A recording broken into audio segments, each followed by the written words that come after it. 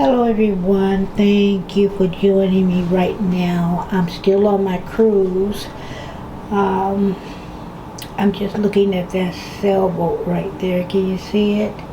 And the water is just real calm. It's a little humid, but it's hot out. And I went by the pool and it was just super, super hot. But it's comfortable here on my balcony right now. And so I wanted to just read the third and the fourth day. I went to Cabo yesterday and today. It was like, oh, buku people.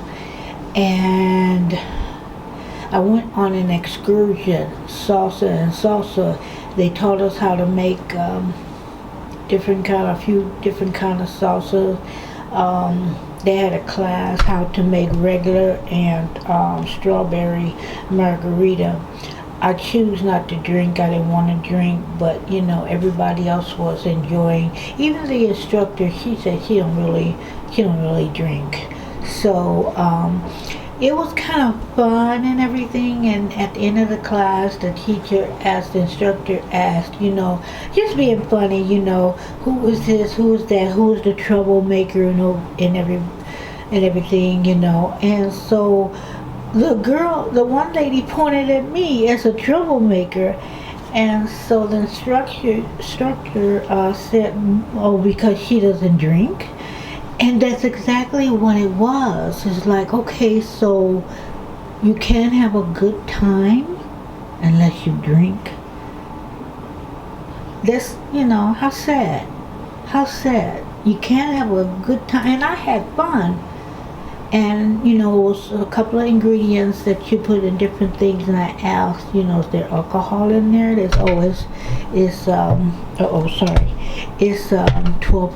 is this percent, so I passed it, and another lady, she was happy to get it, but that goes to show you,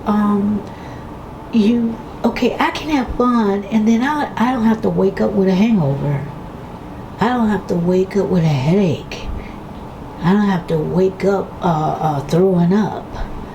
But I can have fun. So, but I didn't say anything about anybody else drinking. I didn't say, you know what, you shouldn't have that. I didn't say that. You're a free agent. You do exactly what you want to do. But it just kind of surprised me that I was pegged the troublemaker because I didn't want to drink. So, okay, all right.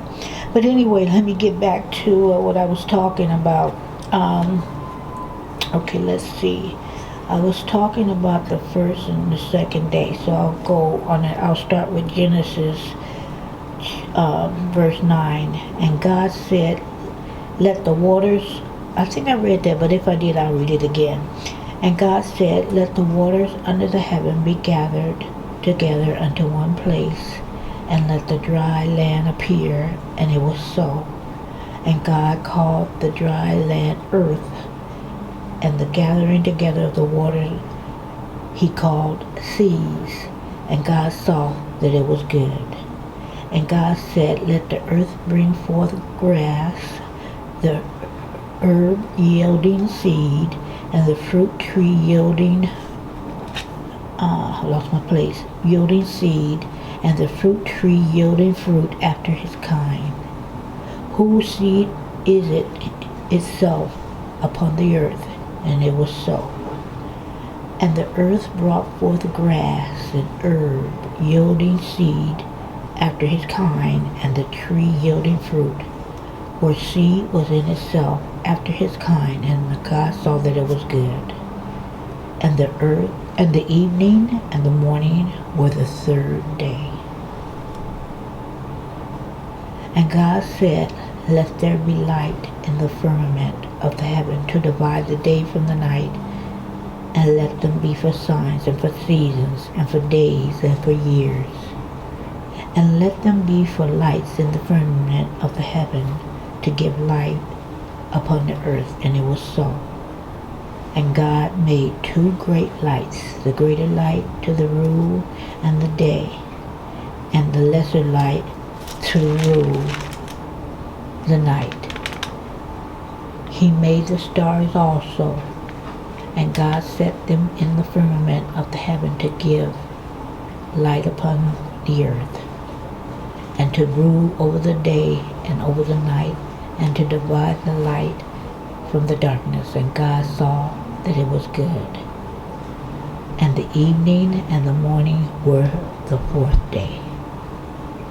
And I'll stop there. It's Thursday right now. It's the fourth day of the cruise.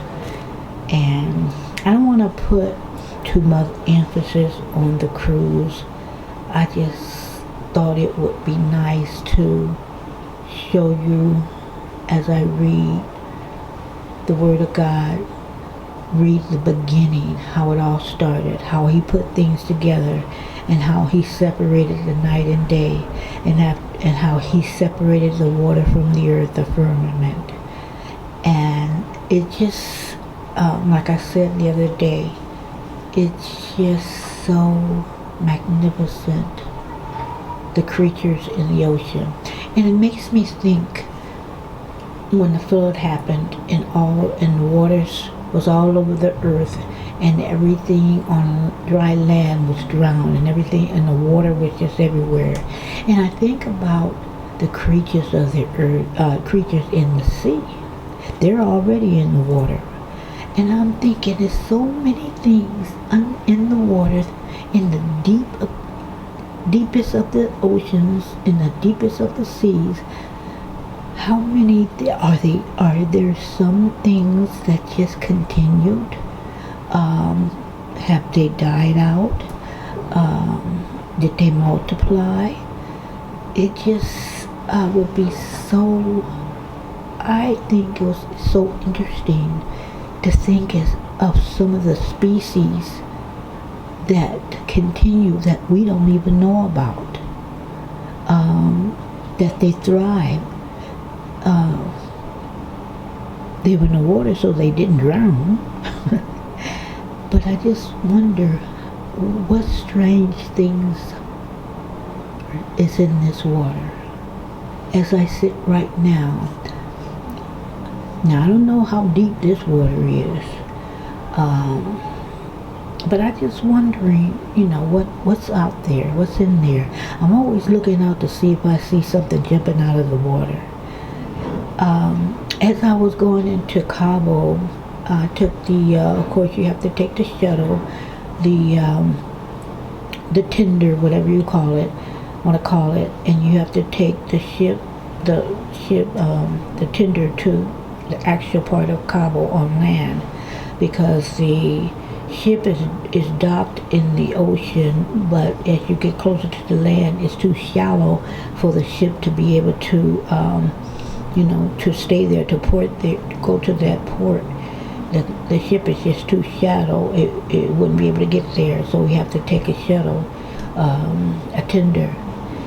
And this huge, I don't know whether it wasn't a sea lion, or was it? I don't know what it was. I don't know whether it was a walrus. I have to even check to see if, I don't even know that walruses are out there over there at Cabo, but it was huge.